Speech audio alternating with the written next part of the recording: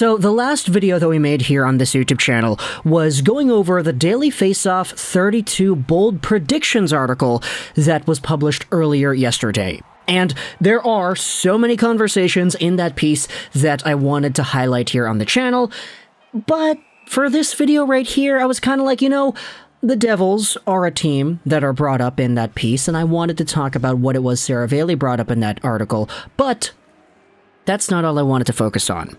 Because when it comes to the New Jersey Devils, there are a few other things that have been noted by hockey-related social media accounts that I do think are worth acknowledging, and as a result, we're making this video here today just going over the team, going over one of the players on the team, talking about expectations, talking about probabilities, and what they can accomplish heading into 2022-2023. So, before we go over to the player discussion that I wanted to highlight, let's go over to the Devils and their Money Puck odds.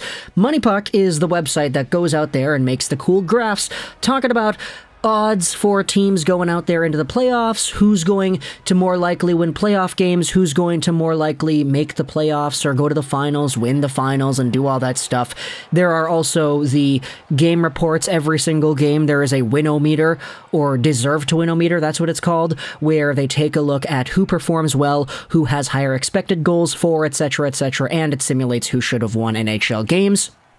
Lo and behold, hockey is a sport wherein the team that probably plays the best does not win 100% of the time, so it's why sites like Money Puck go out there and try to say, okay, well, the Tampa Bay Lightning had 7 expected goals, but Igor Shesterkin stopped them all. Meanwhile, a low-danger chance from the Rangers' blue line went in past Vasilevsky, so even though the Rangers won the game, you could say that Tampa was the better team. Money Puck takes a look at all the analytical stuff and puts it into a nice reader-friendly format.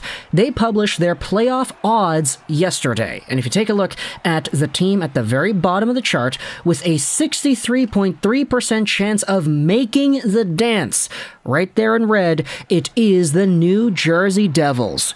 They have a higher percent odds at making the playoffs than the New York Rangers, who have a 48.3% chance. The Rangers are under 50%, even though they actually made the playoffs last year and made it as far as the 3rd round. For the Devils, they're a pretty interesting team because they actually haven't made the dance in quite some time. You have yourselves a pretty young team that's gotten a lot of experienced players over the years added onto their squad. It's a really nice combo of younger guys getting better and older guys that are already good getting added on too.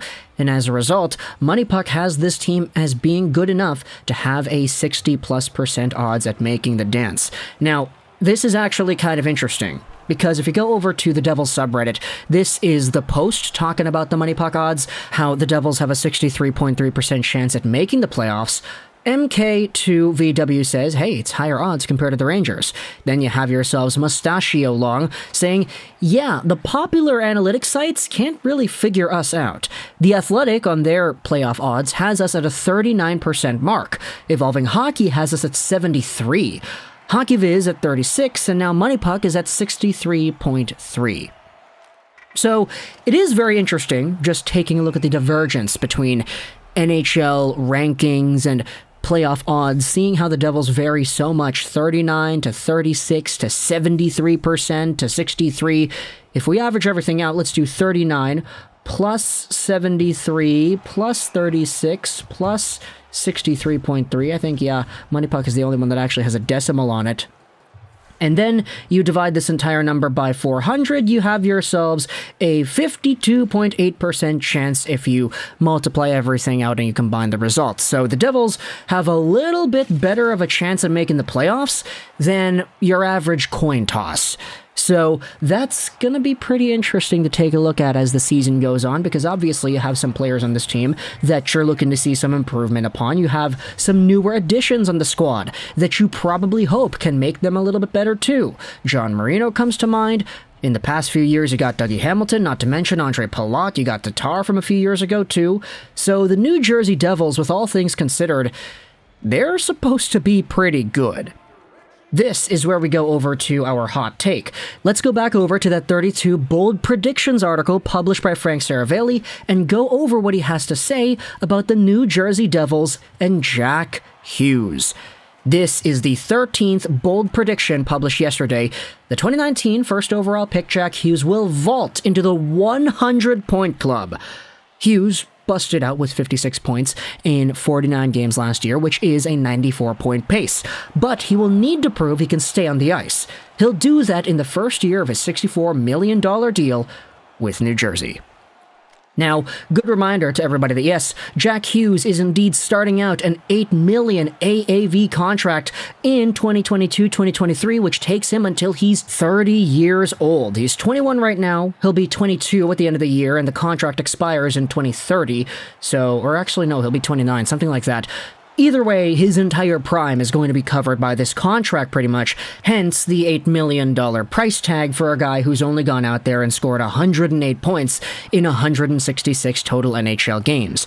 Now, that's kind of a funny note because he's only at 108 points, and if he goes out there and has a 100-point season, he'll double his NHL point production in the span of 1 year, taking what he did in 4 seasons worth of NHL play and applying it only in one span of 82 games. Now, the past 3 years have not been kind to Jack Hughes in terms of the games played. Sure, he had the full 56 games in 2020-2021, but the prior seasons have not been too kind.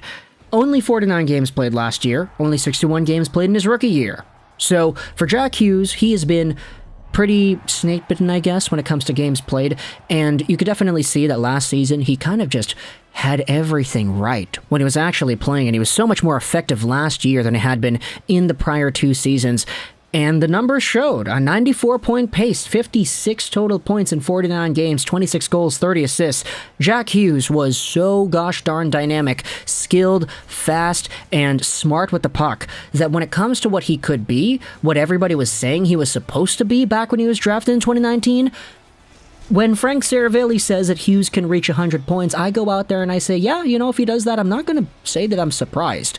Realistically, I don't want to go out there and place any bets that he's going to do that, like, oh, I believe in my heart of hearts that Hughes is going to get 100 points next season. If I had to bet, I'd say probably range in the 70 to 80 point mark, because 100 points is a lot of points, but if he does go out there and he plays 82 games, he gets 102 points, for example, it wouldn't be surprising. And when it comes to what an $8 million caliber player is worth, if he gets 100 points this season, let's say he gets 105 points next season, he gets 110 points, 120 points the years after, then all of a sudden that $8 million price tag looks like an absolute steal. But hey, Lego, is it really realistic for a guy to go from 56 points in 21-22 to 100 points the season after? Well, the main comparable name that I've seen thrown around here once in a while was Nathan MacKinnon. First overall pick back in 2013, so 6 years prior to Jack Hughes' draft by the Devils. Nathan MacKinnon is a player who is similar to Jack Hughes in that they both dominate the ice and the play with their speed, with their puck control, and with how they rove around the neutral zone and offensive zones. Both MacKinnon and Hughes can just take over shifts, just galloping around the ice, making it look effortless. Okay, maybe there's a little bit of a difference there because Jack Hughes looks kind of effortless. Nathan MacKinnon, he's just an absolute workhorse. You can see the guy, his gears are churning. You can see the steam coming out of his nostrils when he gets going. But when Nathan MacKinnon was playing in his 4th NHL season, he had himself 53 points in 82 games played. Cool. The season after that, Nathan MacKinnon exploded, getting 97 points in 74 games, a 100-point pace. Now, the Colorado Avalanche were terrible in 2016-17. They were the worst team in the league, which is why they got the 4th overall pick, Cale Makar, because they lost the draft lottery. But either way, Cale Makar was pretty good, but Nathan MacKinnon went from a 50-point guy on a pretty bad team to a 97-point guy in the span of a year. You could say a 100-point guy because he was on the pace to getting 100 points if he had just played 82 games. Now, Jack Hughes is younger than MacKinnon was when he accomplished that 97-point season, but who knows? The jump up to 100 points is difficult, but it has happened before to players in this sort of caliber. So for the New Jersey Devils, talk in the comments your thoughts about Jack Hughes. Do you think he's going to get 100 points this season? If you don't think he's going to get it now, when do you think he's going to get there? Because, you know, I said if I had to place a bet right now, I wouldn't say Jack Hughes would definitively 100% get 100 points. But if I had to say, okay, what are the odds that Jack Hughes gets 100 points sometime in his career? I'd put a whole bunch of money on that because, yeah, he's so talented. Like, Quinn Hughes is probably going to get 70, 75, 80 points in his career 1 year. Jack Hughes is going to get a little bit more than that. So that's kind of my thoughts on the entire thing over here. Talk in the comments your thoughts about the Devils and their playoff odds, as well as Jack Hughes and his likelihood of getting 100 points. I hope you enjoyed this video. Trolls 99, and bye.